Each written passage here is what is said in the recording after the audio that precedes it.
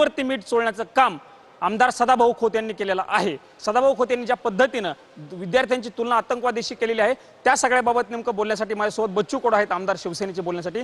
बच्चू भाऊ, तुम्हीही आंदोलन करत आहात, आंदोलनातूनच तुमच्या पक्षाची ओळख आहे तसं म्हणून तुमची ओळख आहे। सदाभाऊंचं हे विधान कसं बघता याकडे? फार चुकीचं आहे। आंदोलकांना आपण कुठलं सुटलं का अतिरेकी किंवा आतंकवादी ठरवणं असं फार आपल्याच देशातल्या लोकांना, तरुणांना तुम्ही आतंकवादी ठरवत असेल तर त्याचे परिणाम देशभरात ते चांगले पडणार नाही, त्याचे वाईट परिणाम पडू शकतं। पण सदाभाऊनं घेतलेलं जे वक्तव्य आहे ते मागं घेतलं पाहिजे।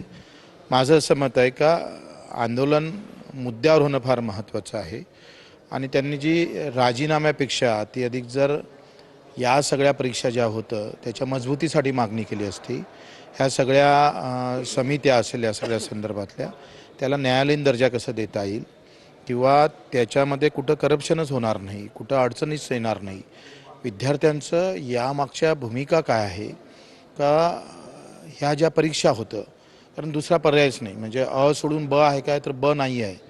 म्हणजे आज जर तरुणाईला काय आहे का नोकरीशिवाय दुसरा काय पर्याय आहे का, तर शेती घाट्यात आहे, खाजगी कंपन्यामध्ये तिकडे सध्या प्रॉब्लेम आहे, उद्योगाची पाहिजे तशी हे नाही आहे। तरुणांचे हेच सगळे मुद्दे, त्यांचं म्हणणं की पेपर लीक झाल्यामुळे जे विद्यार्थी वर्षभर अभ्यास करतात, वर्षानुवर्षे त्यांचा अभ्यास केला जातो, त्या सगळ्याचा रोष घेऊन खरं तर हे विद्यार्थी आलेले होते। मग त्याच विद्यार्थ्यांबाबत असं विधान बच्चू भाऊ? नाही, माझं म्हणणं मी तर पहिलेच म्हटलं त्याचा आम्ही निषेधच करतो, पण मुद्द्यावर ही मागणी राजीनाम्यापेक्षा जर त्या मागणीला जर थोडी बाजू दुसरी दिली असती तर त्याला अधिक महत्त्व वाढलं असतं, म्हणजे त्याला दर्जा प्राप्त झाली असती, त्याला अधिक कुठंतरी कायमस्वरूपी व्यवस्था झाली असती।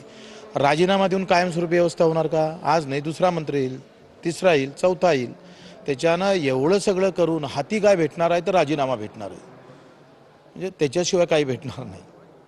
बच्चू भाऊ, सदाभाऊ खोत तुमचे सहकारी आहेत, तुमच्यासोबतच सत्तेमध्ये ते बसलेले आहेत, अशा पद्धतीची विधानं टाळता आली असते का? कारण ठीक आहे, आंदोलनाचा मार्ग तुम्हीही यापूर्वी आंदोलन केलेत, म्हणजे आंदोलन करायचंच नाही का, सरकारना प्रश्न विचारायचाच नाही का, अशा पद्धतीचे मग प्रश्न या निमित्तानं उपस्थित होऊन जर तुम्ही प्रश्न विचारले तर तुम्ही थेट त्यांना दहशतवादी आतंकवादी ठरवताय? मी तर पहिल्यांदा वारंवार सांगेल का त्यांनी जे बयान केलं ते फार चुकीचं आहे आणि अशा पद्धतीचं तरुणांना अशा पद्धतीनं तुम्ही पाहत असाल तर मला वाटतं ही चांगली गोष्ट नाही। सदाभाऊने ते दुरुस्त करावं ही माझं व्यक्तिगत मत आहे, माझं काही शिवसेनेचं नाही, मी स्वतःचं मत व्यक्त करतो आहे आणि ते तसं करू नये, कारण आंदोलन हा या देशाचा आत्मा राहिलेला आहे, लक्षात घ्या।